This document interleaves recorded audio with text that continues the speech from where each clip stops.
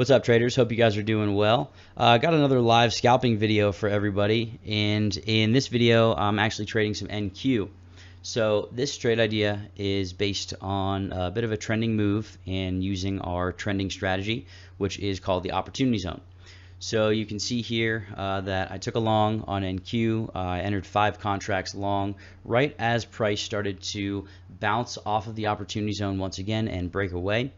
Now with that, we also had the oscillators moving up and starting to lose downside momentum and gain upside momentum in uptrend. So when I see that, it's basically an easy decision for me to make. I hop in immediately anytime I see that. Anytime I see upside momentum gaining strength while we are in an uptrend and the oscillator supporting that, I will put risk on, and I will target the area of likely the next higher level on the profile or VWAP or something along those lines. So in this instance, you can see that I actually have my take profit target right below the second upper deviation of VWAP. Now, the second upper deviation of VWAP is interesting because based on how this indicator is calculated, we know that 96% of price action is going to be contained within the second deviations of VWAP. So I use that very often in the deviations in general as good targets for my trades. So you can see here, there's really not much at all that I have to do on this trade. I am risking, let's see, what did I risk on this? I risked 16 points, and my target was about 30. So this is a 2-to-1 risk to reward. So I was maybe risking a little over $1,000 on this trade, and don't really need to worry about it too much at all after I enter. The price continues to develop in my favor, and when you get into a trade and price continues to work for you, stop thinking about it so hard. Just let it work out. Usually when we cut ourselves out of good trades, it's because we're overthinking things and we're micromanaging, and we're not letting our trade idea work out, just not letting price do its job. So that is exactly what I did in this trade. You can see that it did take a little bit to play out completely. Price messed around a little bit. I believe I took eventually a tiny bit of drawdown after I entered, if I recall correctly.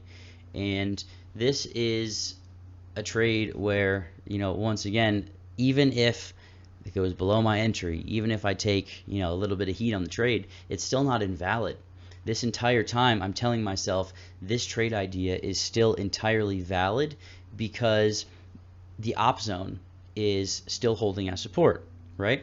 You can see that my stop loss is below the opportunity zone, because if we break the opportunity zone to the downside, it's very likely that we go back to Fibonacci pivot R1 at 11,828.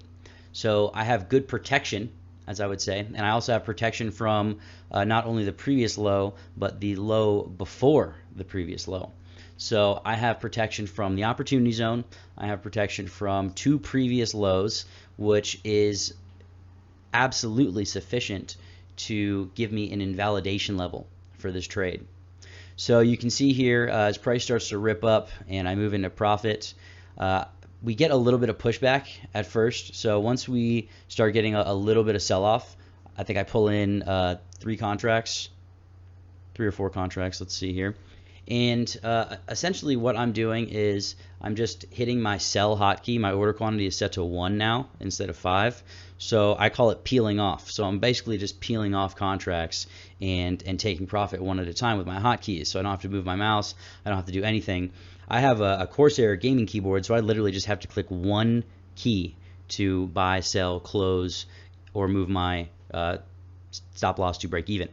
So what I just did there to pull off those 3 contracts is I just hit my sell hotkey a few times, and you can see that my size went down from 5 contracts to 2. So I was just peeling some profit there.